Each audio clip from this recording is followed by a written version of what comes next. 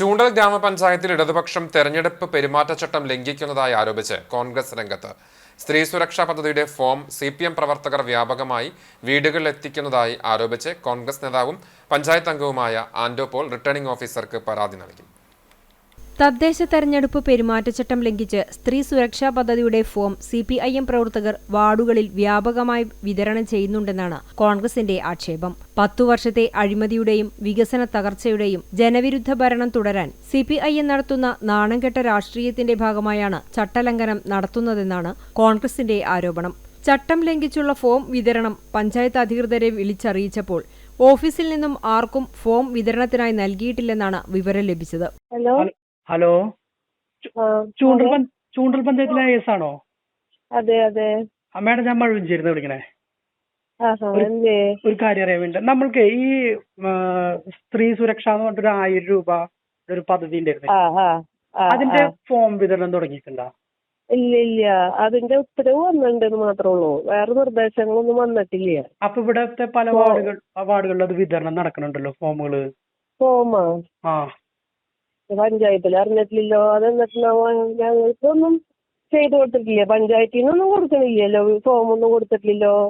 അതിന് വേറെ മാർഗനിർദ്ദേശങ്ങളൊന്നും വന്നിട്ടില്ലല്ലോ. നമ്മളിപ്പോ ഇലക്ഷന്റെ കോഡ് ഓഫ് കണ്ടക്ട് നിലനിൽക്കല്ലേ. അതാണ് ഞങ്ങൾ ചോദിക്കണേ. അതെ, ഇലക്ഷന്റെ പെരുമാറ്റച്ചട്ടമുള്ളപ്പോ ഞങ്ങളുടെ പഞ്ചായത്തിൽ നിന്നൊന്നും കൊടുത്തിട്ടില്ലല്ലോ.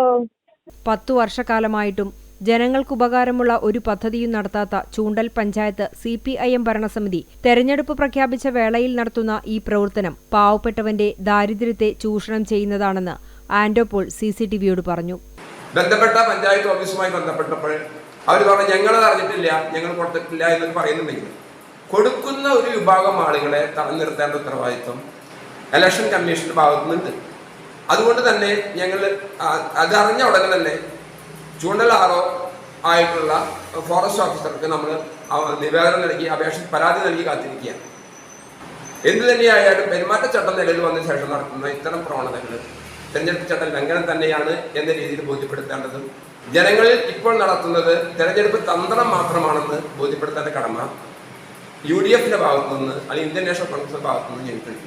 കുടുംബശ്രീ പ്രവർത്തകർ ഉൾപ്പെടെയുള്ളവരെ ഉപയോഗിച്ചാണ് ചട്ടലംഘനം നടത്തുന്നത്.